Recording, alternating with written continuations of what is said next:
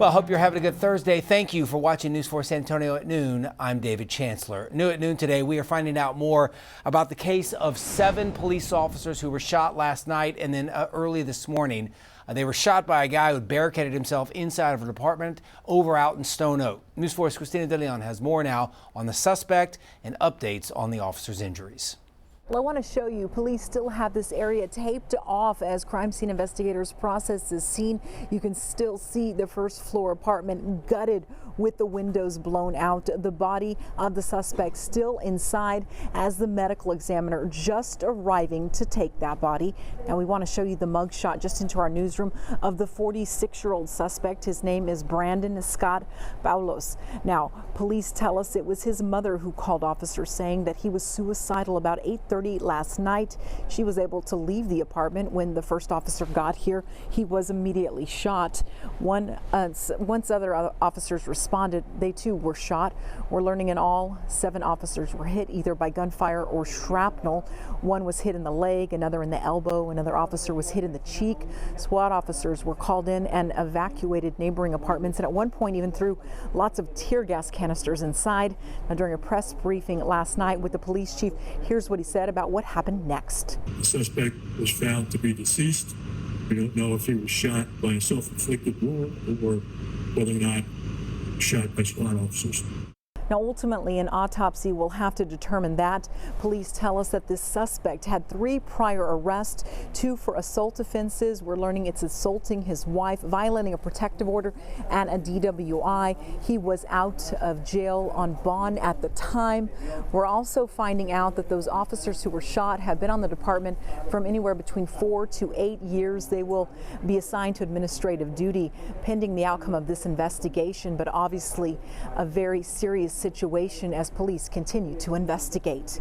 On the north side, I'm Christina De Leon. We will send it back to you. All right, Christina, thank you. Several witnesses watched all of this unfold and actually recorded it on their phones, including one man where you can actually see the gunshots being fired. News 4's Tawny Davis continues our team coverage from inside that apartment complex on what that scene is like now.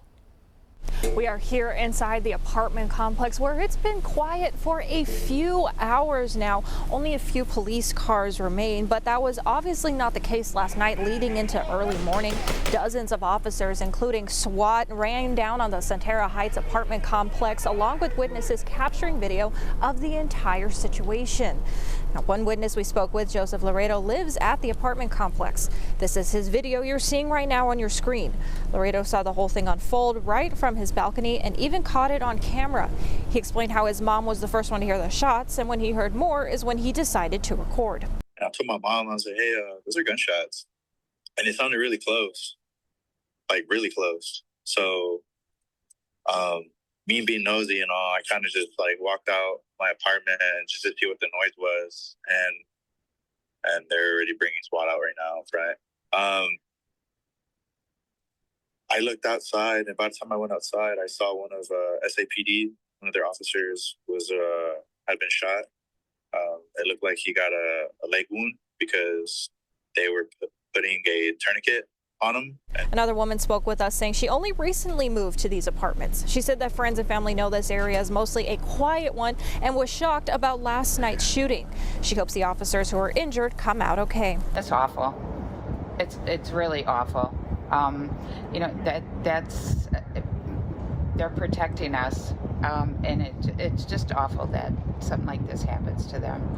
Anybody, whether it be an officer, a resident, anybody, it's awful. You can see here how they have blocked off this area where it all happened, and they continue, crime scene unit, to document this entire scene. We will continue to follow this and give you the latest updates both on air and online. I'm Tawny Davis. Back to you. All right, Tawny, thanks. I thought that woman said it best. They're protecting us, and this is awful. We will be following the story all day. We'll have the very latest updates on air and online. You can also follow us on our social media pages. And a reminder here, you can download our News 4 app. Just search WOAI in your app store. Also happening today, day 2.